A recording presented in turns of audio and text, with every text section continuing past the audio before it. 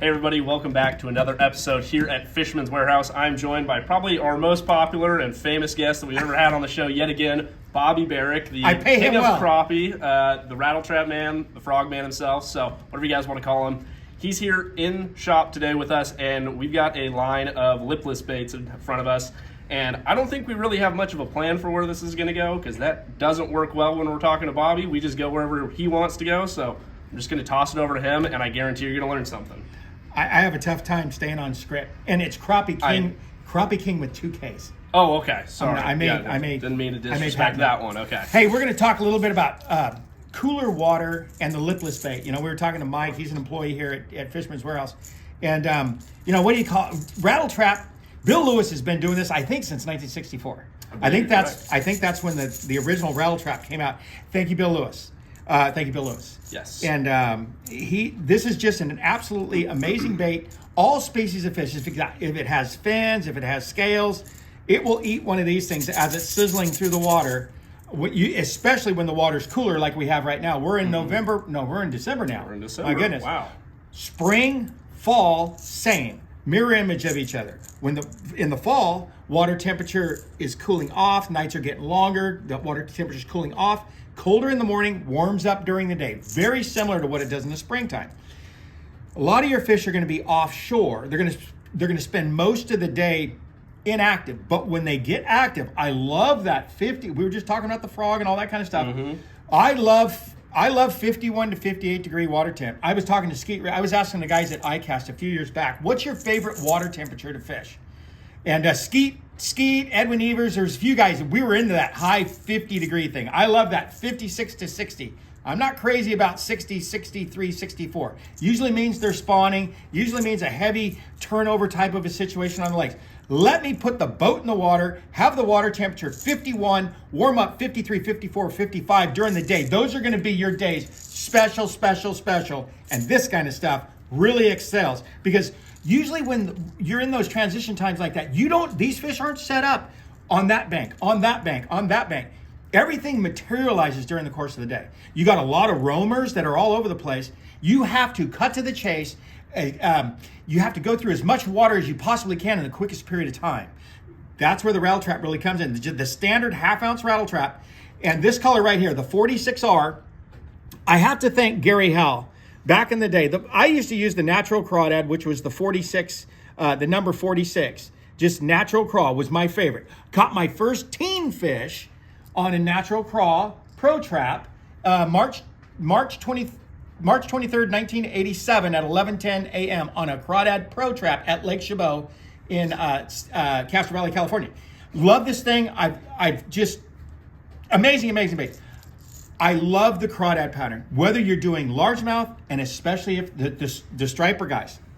If you're fishing for stripers, I don't care if you're fishing for stripers in the salt. I don't care if you're on Santa Cruz, San Gregorio Beach, Sea Cliff, up and down the coast, all the way to Oregon, all the way down to San Diego. I don't care. Or if you're fishing the rock wall in Alameda, it doesn't matter. If you're fishing Sand Mountain Slough in the Delta, if you're fishing Holland Track, it doesn't, Honker Bay, Grizzly Bay, all of them, all the way to Hastings Island. If you're fishing the Delta and you're fishing for stripers, you better have a crawdad. Somebody in the boat better be throwing this color right here. I don't know how many thousands of stripers I've caught through the years on this color, this exact bait right here. I've got so many of these that are wore out. When you take stripers and if you clean them, especially the ones that are in that 3 to 10 pound range. You know, I've released everything, but occasionally you'll get one that'll get caught in the gills. You know that this fish is going to die if you release it. I'll throw it in the live well and clean. Almost every striper that I've ever cleaned on the California Delta has got 2, 3, 4, 6 of these things in its belly. Okay? They eat crawdads. They go up into the Delta and they go seeking for crawdads. The shad thing's kind of if they're there, if they're available, a lot more effort involved chasing down shad. These guys right here, and that's what I do with my retrieve. Crawdad, if you think about a crawdad, if you see a crawdad in the bottom, and if you're walking in a stream or whatever, and you spook them, what do? They go poo, poo, poo, and then they settle, poo, poo, poo, and they settle. And I fish my trap like that. I'll pump and I'll drop. I'll pump and I'll, and on change of direction, I get a lot of this verbiage from Bill Simmental. I love Simmental, the way Bill Simmental breaks stuff down, right? But it's that change, they either eat it as it stops and starts to sink, or just as it starts again. You'll notice it. And it's so important when you're throwing a rattle trap like this here. 15-pound big. I love monofilament. Nowadays, it's a fluorocarbon, 15 fluorocarbon, Seagar, whatever your favorite brand is.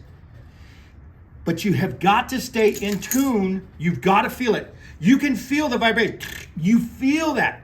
You feel that. You feel, and then you will pump and drop, and something just changes. You can actually feel. A lot of times you'll have those 3 to 6 pounders. If it's March, if it's November, if you're getting in that Christmas time, that water temperature is 55, warms up to 58 during the day. Then big girls get frisky. They want to eat a crawdad in the afternoon. You will be going across those flats. If you're in Venice, you're in Big Break, you're in Sherman Lake, wherever it may be. And this is stripers and this is largemouth. And you're throwing or hustling it, and you're in tune, and it just changes its track. You get so in tune. You know what that little shaky head feels like. You know when you bump a rock. You know when you're coming across gravel. You know when you hit the pebble-sized rock, and you know when you hit golf ball-sized rock. You can tell. And with the rattle trap, it is the exact same way. When that thing changes its cadence, you will feel it. Actually, I remember when Chris Ball and Chris was so good at this. I would say, I just got whooshed, and he would find my bait. He'd hustle in, he'd throw right past, come right through the line where he'd bring it, pause, bring it, net. And as I'm coming through there, hustle, I get the attention of Huna. A lot of times they were that 4 to 6 pound bass. I'm coming through, and everything just changed. It just changed. And that's because they come up and they just refuse it. But that water that fish moves makes this bait just lose its tracking. And you can feel that with that 15 big game. Mm-hmm. Because I threw it so much, and I knew I'd hustle it in. I just got whooshed, and ball picked up so many of those fish. It was very impressive to watch. Anyway, but what you want to do with the standard rattle trap is you want to have 3 different flavors. Just start with 3 different flavors. They've got 100 and something different flavors, but these are you want to have a chartreuse version. Okay, you got to have a shad version, whether it's chrome blue, chrome black, sexy shad. I love this. The sexy shad is my new. When they're on chrome, when they're on that shad bite, that hard shad bite, especially where I'm at in California or Texas, we get sand bass. We got a lot of sand bass. We got a lot of spotted bass. And they get on a hard shad bite. And this is my favorite guy. This guy right here, that little bit of chrome with that chartreuse, that little chartreuse flash, it does make a difference. I catch more of them with this than I do a standard chrome blue. And chrome blue is just, it's special. Let me tell you this though. When it comes to that pre-spawn fish, now I'm kind of jumping ahead, and I'm jumping all over this. I can't stay on track, okay? And Wayne's going to kill me because he's got to go, and he wants me to finish this. But when it's springtime and you got pre-spawners, you're at Clear Lake, you're at Berryessa, they're going to be spawning in the back of the Puta Creek or whatever, or you're on the north end of, up by the north end of Skylark and the casino and all that, and you're fishing offshore. You're not throwing at the docks. You're throwing out here, out off the bank. Okay, because they're staging, they're getting ready to go. And I'll tell you this is where you start your search, right? You look at the map right here. Here's Clear Lake right here, okay? So let me see here. Let's see. Where is the northwest corner? Right here. I'm going to target this offshore over here. Why? Well, the sun comes up over here, and it bakes this first. This water temperature here is going to be 1, 2, 3 degrees warmer in the afternoon than it is down here. This doesn't get any sunshine until they're going to spawn here April, May, June. They're going to spawn here February, March, April. Okay? So you've already cut your search in half just by your location.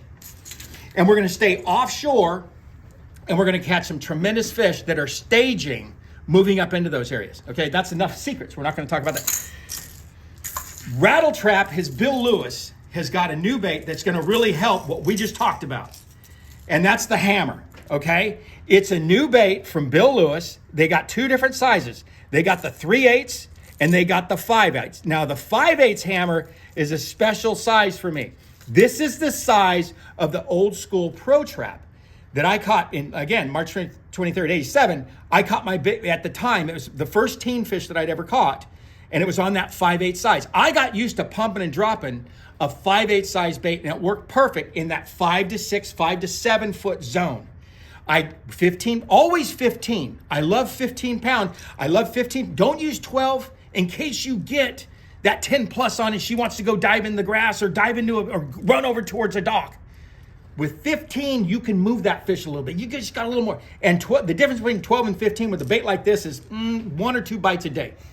If you use 20 mono on a bait like this, especially 20 mono on a half ounce or 20 mono on a 3/8, you're going to cut your bites by at least 50%. Because the diameter of 20 pound mono is like this, 15 is like this. And the thicker the mono coming off the nose to your rod tip, it's going to deaden this bait. It's going to give you a little bit of this on 20. But with 12 or 15, you're going to get this real crazy side to side you're going to get what this bait was designed for. So you want to go with 12 or 15, really. Start with 15, okay? Don't do 20 unless you're doing stripers and you absolutely have to. I'm telling you, that guy, if you got 3 guys in a boat, you're fishing for stripers on the California Delta, you're in the Sacramento River, and you're throwing, one of you guys is throwing the 5/8 hammer, the new bait from Bill Lewis, and one of you guys is throwing this guy right here, and you're throwing it on 20 pound test. This guy's going to kill you. He's going to be lucky to catch a few fish because it's going to deaden the sound of this half ounce right. That 20 pounds just, man, I'm not getting bit. What's going on? Let me use your bait. So it's not the bait, it's the line size. Okay. So very, very important. The line diameter is very key. See, I did a little